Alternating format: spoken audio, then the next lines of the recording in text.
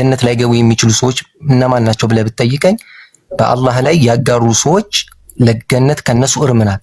ከዛ ውጭ ግን የትኛውንም ወንጀል የሰሩ ሰዎች ሰላትን 5 አውቃት ሰላትን ሙሉ በሙሉ ሰላትን አልሰግድም ብለው ካቆሙ ውጭ ሁሉም ሰዎች እንደየቅጣታቸው ፈጣሪ ከፈለገ በዝነቱ ምሯቸው ካልሆነ ደግሞ የሰሩትን ወንጀል ያክል ገሃነም ውስጥ ቀጥቷቸው ወደ ገነት ይመለሳሉ።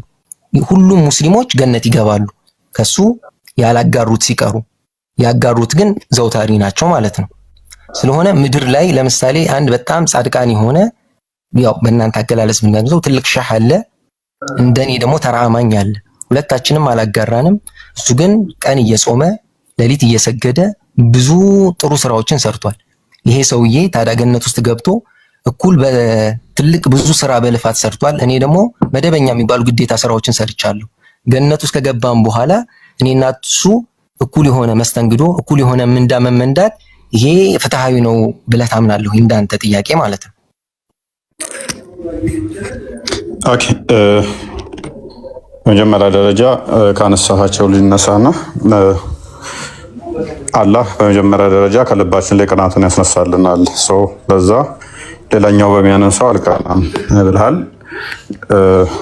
መልሰ ደግሞ ምን ብለህናል? ደረጃዎች ይበላለጣሉ።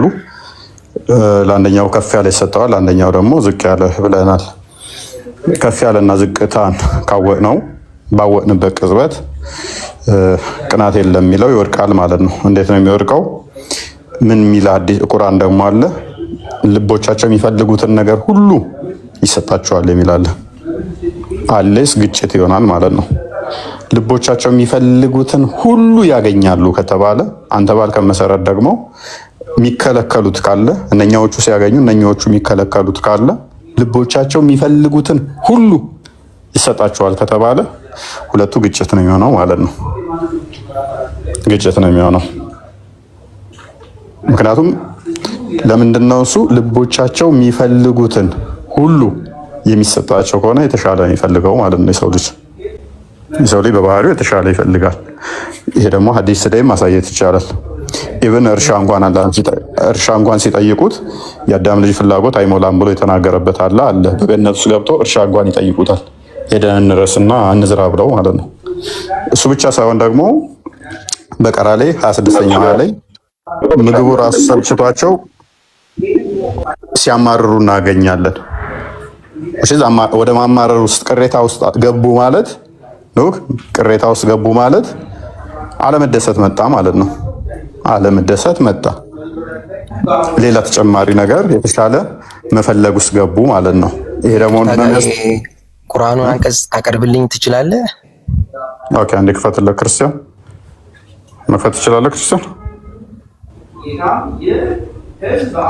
እችላለሁ።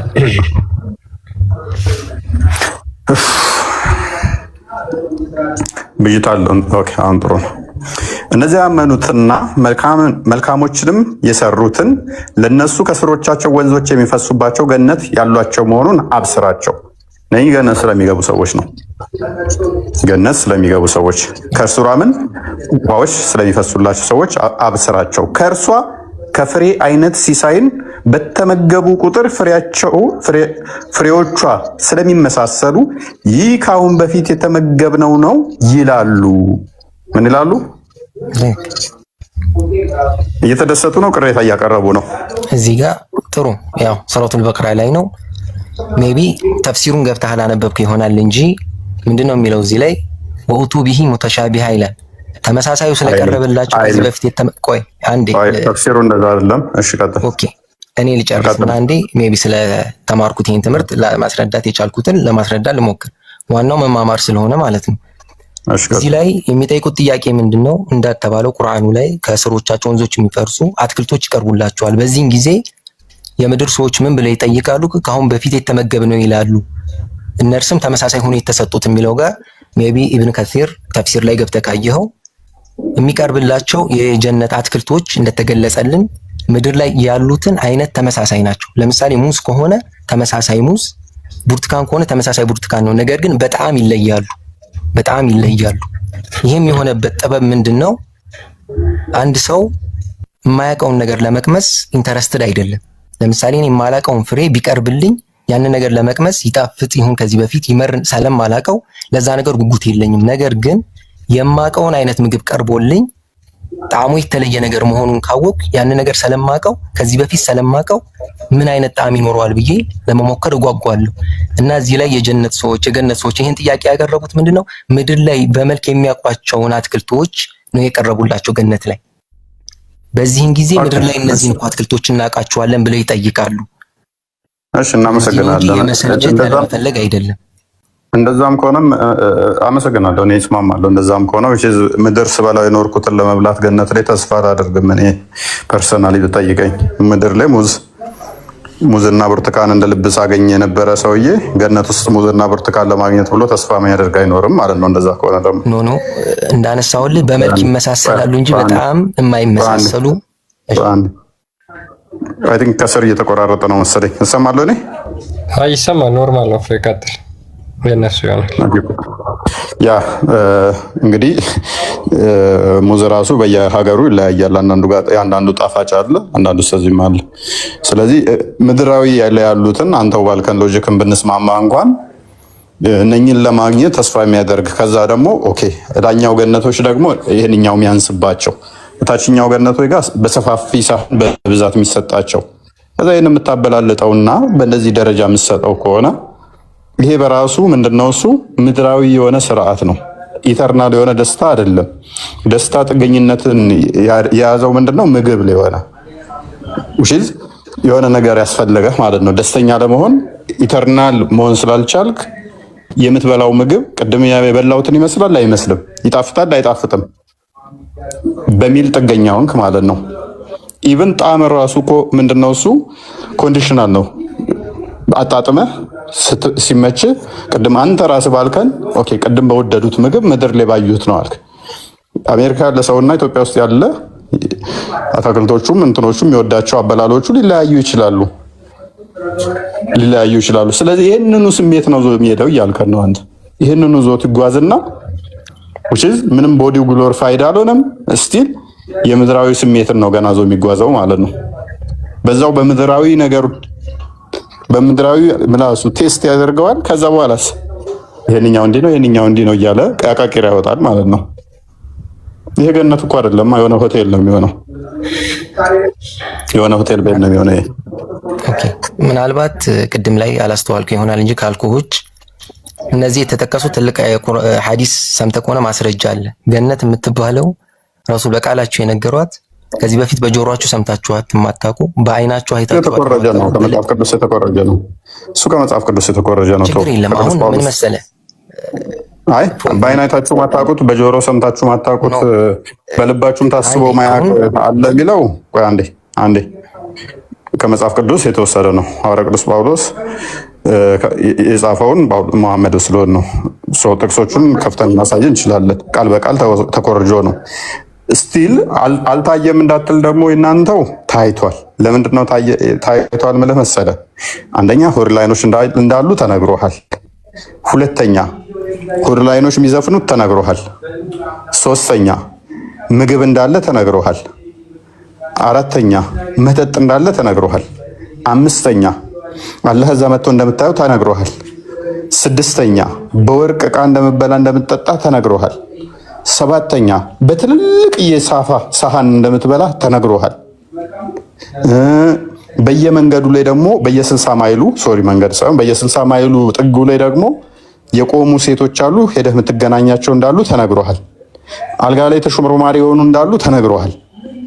ዘሆል ሄደህ አላየሃቸውም እንጂ ዘሆል ተነግሮሃል። አልሰማሁም ማለት አትችልም፣ ተነግሮሃል። ዘፈናቸው እንኳን ሳይቀር ሁሉ አይኖች እንኳን የሚዘፍኑልህ ሳይቀር ተነግሮሃል። ስለዚህ ጆሮ ያልሰማት በልብ ያልታሰበች ማለት አትችልም። በልብህ እያሰብክ እኮ ነው። ሁሉ አይን የሚባሉ አሉ ሴቶች እያልክ እያሰብክ ነው። ዘፈን ይዘፍኑልኛል እያልክ እያሰብክ ነው። ገነት ውስጥ ስንገባ ምግብ በላለው እያልክ እያሰብክ ነው። በልብህ እያሰብከው ነው። አልበላኸው ግን እያሰብክ ነው። አልሰማውም እንዳትል ተነግሮሃል። ስለዚህ ጥቅሱ ሚስኮት ነው ያደረገው፣ ስህተት ነው። ሜቢ በአካል ሄደን አላገኘ ነው፣ እሱ ሌላ ጉዳይ ይሆናል። አሁን ካነሳውልህ ነው። ያው ገነት በእነዚህ የምንገድባት ነገር አይደለችም። ፈጣሪ በየጊዜው ሁሌ የሚያስውባት ሁሌ የሚጨምራት የምትዋብ ነገሮች ነው። አሁን እነዚህ ነገሮች የተጠቀሱት ለምንድን ነው? ገነት የሚባል ነገር አለ ብቻ ብለን ከምንጓጓ ከምናውቃቸው ነገሮች የተጠቀሱ ናቸው። ቅድም ላይ ሜቢ ያነሳው ነጥብ አለ። አሁን እኔ የምወያየው ለምሳሌ አሁን እዚህ ስገባ እውነት ለመናገር የክሪክር የዲቤት አይነት አይደለም። የማውቀውን አውቄ፣ ሁለተኛ በእስልምና ላይ የሚነሱ ጥያቄዎች ነጥቦች ካሉ እኔን የሚያስተምሩኝን ነገሮች ነጥብ ወስጄ ኖርማሊ እውቀቴን ለማሳደግ ለማስተካከል ነው የገባሁት። ቅድም ላነሳህልኝ ነጥብ እኔ ማምነው ቁርአንም ሐዲስም ከማንም ተቆርጆ የመጣ ሳይሆን ቁርአን የአላህ ቃል፣ ሐዲስ የነብዩ መሐመድ ሰለላሁ ዐለይሂ ወሰለም ንግግር እንደሆነ ነው በተግባር ያሳዩት ማቀው። ለምሳሌ ከጳውሎስ ተቆርጃለሁ ያልከውን የሚቆረጅ አይደለም። እንደ አንድ ሙስሊም እኔ የምቀበለው ነጥብ ፋላሲ አይደለም ማለት ነው። በቃ የነገሩንን ይዘነው የምንሄደው ነጥቦች ናቸው እነዚህ ነጥቦች። አሁንም የቁርአኑ አያት ላይ ማብራሪያው ላይ እንደሰጠው ውስን የሆኑ ነገሮች ተነግረዋል ገነት ላይ። እነዚህ ነገሮች የኛን ኖርማሊ ስለ ገነትን ያለንን እሳቢያችንን እንድንጠነክር ነው እንጂ ገነት ከምናስባት በላይ የሰፋች ትልቅ የሆነች ነገር ናት ማሰብ የምንችለው ማለት ነው። ከሁሉም ነገር ደግሞ ገነት ውስጥ ከሚያስገባን ከትልቁ ከምንዳዎች ሁሉ ምንዳ ምንድነው? ፈጣሪ ማየት ነው፣ እንደኛ ማለት ነው። ፈጣሪ ማየት ነው። አላህም በቁርአን ላይ ይጠይቃቸዋል። የምትፈልጉትን ነገር ሰጥቷችሁ አይደል እንዴ ሲል፣ ሁሉን ነገር ሰጥተናል በቅቶናል ሲል ምን ጭማሪ ትፈልጋላችሁ ይላሉ። በዛን ጊዜ አንተም ማየት ይጠይቃሉ። እሱ እኮ ለሁሉም የተሰጠ ነው ወንድማችን። አሁን ምንድነው እሱ ኤኒስ ተቆርጇል ላልከውን አልተቆረጀም ላልከው ሜቢ አንዴ ክፈትልን ክርስቲያን፣ አንደኛ ቆሮንቶስ ምዕራፍ 2 ቁጥር 9 አንዴ ክፈትልን። ሐዋርያ ቅዱስ ጳውሎስ ስለገን ምን ብሏል? ስለዚህ ጥቅስ እሱ ስላመጣው አይን አላያት ጆሮ ያልሰማት በሰው ልብም ያልታሰበች ስለምትለዋ ጥቅስ ጀሚያሰር ሚዲ ላይ ያለ እንደዚህ ብሎናል ቅዱስ ጳውሎስ አስቀድሞ። ቅዱስ ጳውሎስ እንግዲህ ከመሐመድ 600 ዓመት አስቀድሞ ያለ ነው። ከመሐመድ 600 አስቀድሞ የነበረ ሰው ነው። ነገር ግን አይን ያላያቸው ጆሮም ያልሰማቸው በሰውም ልብ ያልታሰበው እግዚአብሔር ለሚወዳቸው ያዘጋጀው ተብሎ እንደተጻፈ እንዲሁ እንናገራለንና ብሎ አስቀድሞ ሐዋርያው ቅዱስ ጳውሎስ በአንደኛ ቆሮንቶስ ላይ አስቀምጦልን ነበረ። ታዲያ ይህንን ጥቅስ በተመሳሳይ ሐዲስ ላይ እናገኘዋለን። ጀሚያተር ነው ሱናኒ በመጃ 43 28 ቼክ አድርገው። ሙሐመድ ከ600 ዓመት በኋላ መጥቶ ኮት ካደረገው በኋላ ነው አልተቆረጀም ማለት አይቻልም። 43 28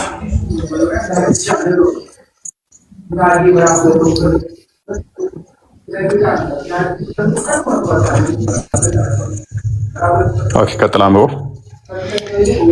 It was narrated from Abu Hurairah that the messenger of Allah said ያለ መልእክተኛ እንደተናገረው አቡ ሁረይራ እንደተረከው ይላል።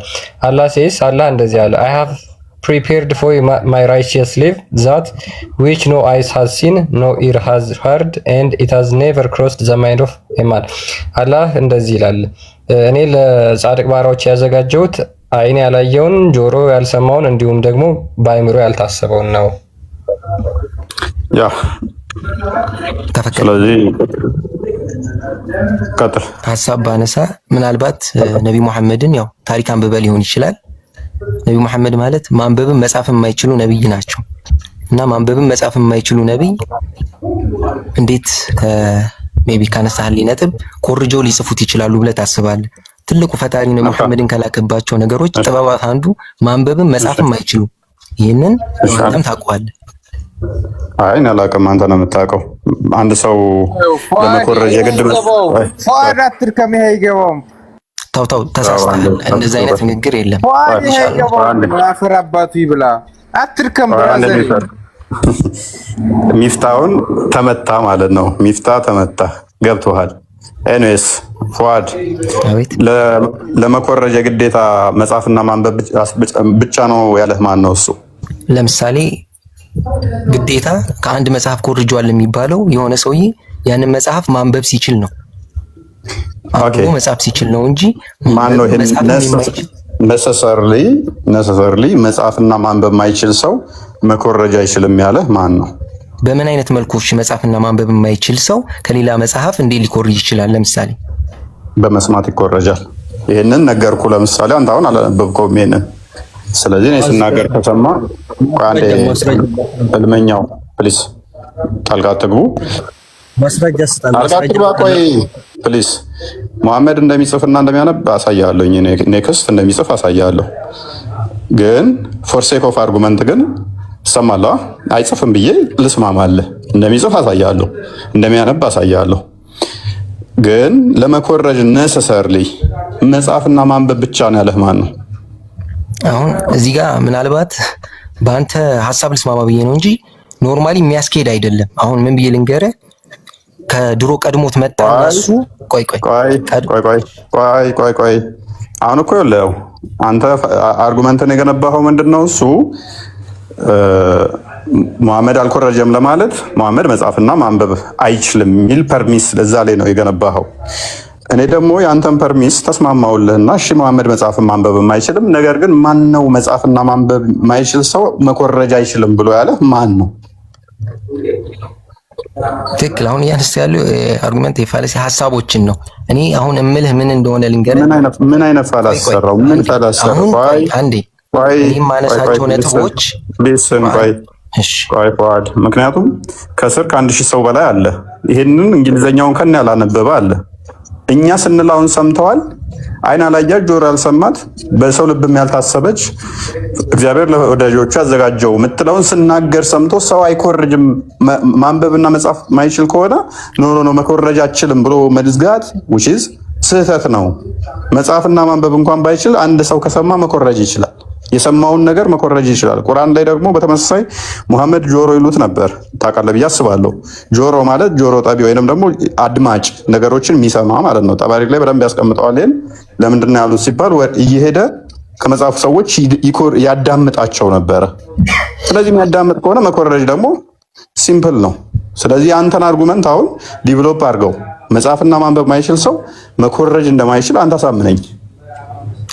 አሁን እዚህ ጋር ማነሳልነትም ማለት ነው እንደ ሙስሊም አሁን ጥያቄ ሳቀርብ ቁርአንና ሐዲስ ማስረጃዎች አሉ።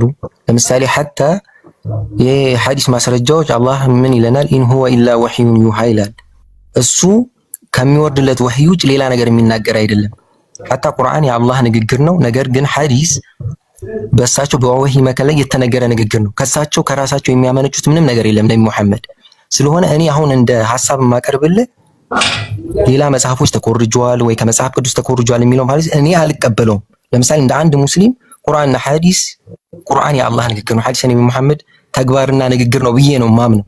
ከእንትና ኮረጁ አልኮረጁ አሁን ለምሳሌ እንደ ሐሳብ ነው እንጂ ማንበብና እንትን የማይችል ሰው አይኮርጅም የምልህ ይኮርጃሉ የምንል አይነት ሐሳብ ያለን ሰዎች አይደለም። እንደ ሙስሊም እንደዛ አይነት ሐሳብ ማንሳት አሁን የመጀመሪያ እንዳካሄደ ስህተት ነበረ። ቁርአን የአላህ ቃል ነው፣ ሐዲስ ነው አለ። በእነዚህ ነገሮች እንደ አንድ ሙስሊም እናምናለን። በእነዚህ በቁርአንና በሐዲስ የማያምን ሰው የማያምን ሙስሊም ስለዚህ ፏድ which ምንድነው እሱ አሁን ቀደም ያነሳው ነገር ስህተት ነው ማለት ነው። መጽሐፍና ማንበብ አይችልም ስለዚህ አይኮርጅም የሚለውን ነገር ጣልከው። አሁን አየህ፣ አሁን ከዛ ደግሞ አርጉመንተን ወደ ምን ሽፍት አደረከው? እሱ ወይ እንጂ ከራሱ ከልብ ወለድ አይናገርም። ሱረቱ ነጅም ላይ ያለውን አመጣህና ከወይ እንጂ ከራሱ አይናገርም የሚለው ላይ ደግሞ እንደ አዲስ ገነባህ ማለት ነው አይደለ? አሁን ቅድም ፎይ እንዳነሳውልህ ምን አደረከው መሰለህ? እስቲል አሁንም ፐርሚሽን ሽፍት አደረከውና ያኛውን ተውከው እንደማያዋጣ ስታቅ ወደዚህኛው መጣ። ምን መሐመድ ከራሱ አይናገርም ወይ እንጂ ወይንም ደግሞ ሪቪሌሽን ነው እንጂ ከራሱ አይናገርም። ስለዚህ የተናገረው ነገር መገለጥ ነው፣ ኮርጆ ሊሆን አይችልም ወደሚል አመጣኸው ማለት ነው። ስቲል የትኛው ማያስኬድን ፏድ ለምንድነው ማያስኬድ? ይህንንም የተናገረው ስቲል መሐመድ ነው። መሐመድ እንደመናገሩ መጠን ደግሞ ከራሴ አልናገርም ራእይ እንጂ ብሎ ስላለ እሱን ታማኝ ልታደርገው አትችልም። ምክንያቱም ብዙ ሀዲሳቶች አሉ። ለምሳሌ አይሻ ምግብ ስጭኝ ሲል ራእይ ነው ልትለው ነው? አይሻን ሰንበዲን ሲሳደብ መገለጥ ነው ልትለው ነው? ኤኒዌይስ እሱን እንተወና ግን ከራሱ ምንም አይናገርም ከመገለጥ እንጂ ብሎ የተናገረውም ራሱ መሐመድ ስለሆነ ኮርጅሃል ሰንበዲ ሲለው ኖ እኔ ከራሴ አንዳች አልናገርም አላህ የነገረኝን ነው እንጂ ስላለ በምንድን ነው ማምነው ካለ የኮ ታማኝ እንዲሆን አያደርገውም። ራሱን ዲፌንድ የሚያደርግበት መንገድ ነው። ላለመኮረጁ ይሄ ጀስቲፋይ አያደርግልህም። ዝም በልና አስበው ፏድ፣ ይሄ ላለመኮረጁ ማመን ትችላለህ፣ መፍትህ ነው አንተ። እኔን ግን ልታሳምነኝ አትችልም። እኔን አይደለም ክርስቲያኖችን በሙሉ ልታሳምን አትችልም። እናንተ ማመን መፍታችሁ ነው። መሐመድ አልኮረጀም ለሚለው መፍታችሁ አርጉመንታችሁ ምን ሰራችሁ? ከራሴ አልናገርም አላህ የነገረኝን ነው እንጂ ብሏል። ስለዚህ ሙሐመድ ከራሱ አይናገርም አላህ የነገረኝን ብቻ ነው ብሏል። ስለዚህ አልኮረጀም ብላችሁ እናንተ ማመን ትችላላችሁ። እኛ ግን ከሙሐመድ በፊት ቅዱስ ጳውሎስ እንደጻፈው አሳይተን ሙሐመድ ደግሞ ቀጥታ ከጳውሎስ ጋር ተመሳሳይ ያችን ቃል መናገሩን አሳይተን የተኮረጀ ነው ብለን እናምናለን። እናንተ ግን አይ ሙሐመድ ከራሴ አልናገርም ብሏል ብላችሁ ማመን መፍታችሁ ነው። ይሄ ለፍርዱን ለኦዲየንስ እንተዋለን። ሜቢ ወደ ቶፒኩ ባክ አድርጉት። ቶፒኩ ላይ እንመለስና ሜቢ ፉአድ አንድ ጥያቄ መጠየቅ እንፈልገው ነው ያንተን ሴትና ወንድ በገነት እኩል ነገር ነው የሚያገኙት፣ ደግሞ የሚሰጣቸው ሪዋርድ እኩል ነው ብለህ ታምናለህ? ምንም ጥያቄ የለውም። ሁለታችን እኩል ነው። ገነት ውስጥ ወንድ ሴት ስለተባለ ሳይሆን በምድርም ላይ በየትኛውም ቦታ ላይ በጾታችን ሳይሆን በሰራነው ጥሩ ስራና በምንሰራው መጥፎ ስራ ነው